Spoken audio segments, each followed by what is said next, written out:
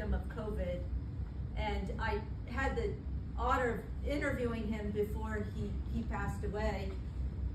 And he's like, let me tell you about your dad, which is kind of how every conversation starts. And he said, because he's an embattled guy, and here the worker, especially, from the native perspective, you're going to go in and you're going to protect, right? And you're going to see the other side as the other side, and there's going to be a protection and a wall. And he said it took him a long time to realize that Dad was different, because he dealt with a lot of the guys, who were really old school, and then they kind of became very corporate in a way in the 60s. And he could always tell, he said, from a man's shoes, what kind of worker they were going to be. And he said, here's this young guy who comes up and he's wearing tennis shoes. So he said, your dad was the superintendent in tennis shoes, because he was always running around everywhere, and I think that is a really valuable thing.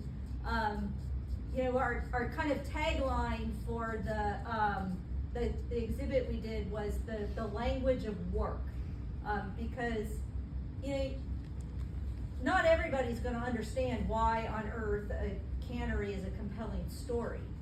But when you distill it down to the fact that, there were all these different people with different experiences, we had this shared story through work. And every single one of us know how to work and what that means. And unfortunately, that gets translated down to my children, So, yes, who are very good workers too, dear. Yes.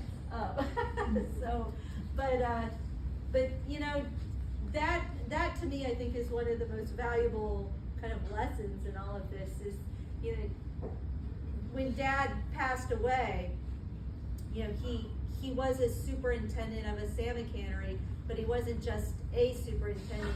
He was the last of the Alaska Packer superintendents. And that really does represent an end of an era for all of us, and the industry.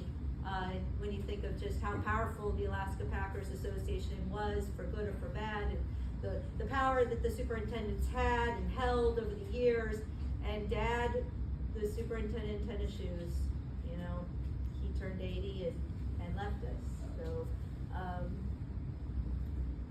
he left a legacy, and clearly you guys are all part of that. And so, one thing I remember about Gary the most is how he stuck up for the crew.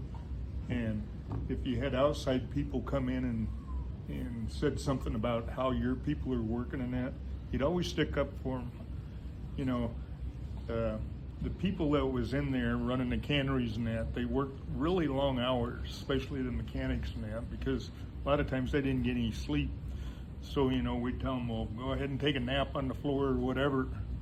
And we had this one, I can't even remember what his name was, but he come in and he says, that guy's sleeping in there. And I said, I know he is, leave him alone. He says, well, we can't have that, Well, I went and told your dad about it, and he said, who was it, and I told him, and he says, I'll take care of that. Well, that's the last time we had that guy down there telling us not to sleep in there. And that's the same thing with the food up there.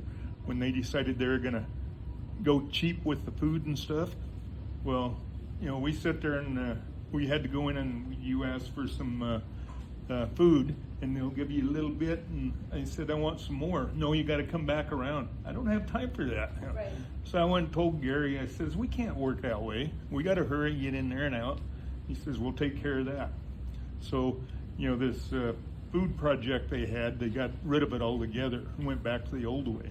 Yeah. And, he was always looking out for the guys. So.